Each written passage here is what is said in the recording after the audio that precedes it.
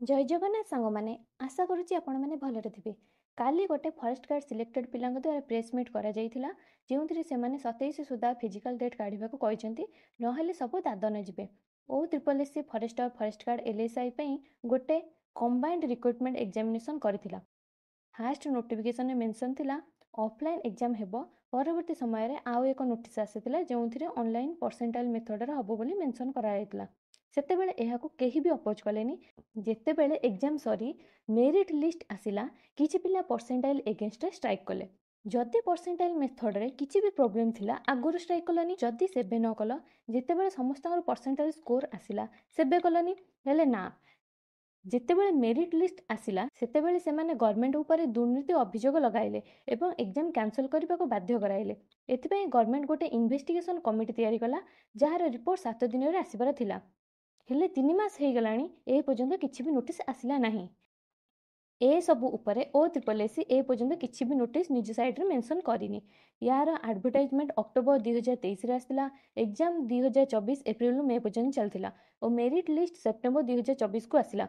हेले ए पर्यंत फिजिकल हेई पारिलानी। 1.5 वर्ष हेई जिवो। यार 50% प्रोसेस भी कंप्लीट हेइनी। फिजिकल हेबो काउंसलिंग हेबो ए सब को आहुरी 2-3 मास लागि जिवो। ए कथा जानि कि मध्य सरकार ए पर्यंत फिजिकल डेट देहु नांते। केबे उठिबे ए सरकार केबे नेबे किछि निष्पत्ति। पिला माने भी 3 मास धरि अपेक्षा करी करी थकी गलेनी। पिला माने एते इरिटेट हेई गलेनी जे शेषरे राज्य रास्ता को ओलाई आसिरे। राज्य रास्ता रे कांदी कांदी सरकार को तांकर दुख जणाइले। कान धरी बस उठू हे मध्य फिजिकल डेट मागिले हेले भी गवर्नमेंट ए पर्यंत किछि भी नोटिस काढिलानी।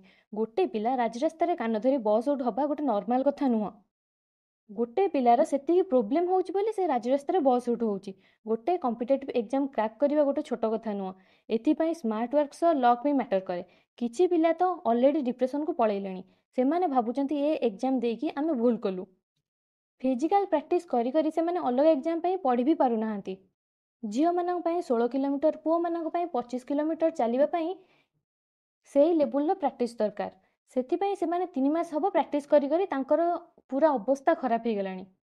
जदि ए सब प्रॉब्लम सॉल्व करी सरकार फिजिकल डेट काढंते पिलांको लाइफ चेंज हो जाता।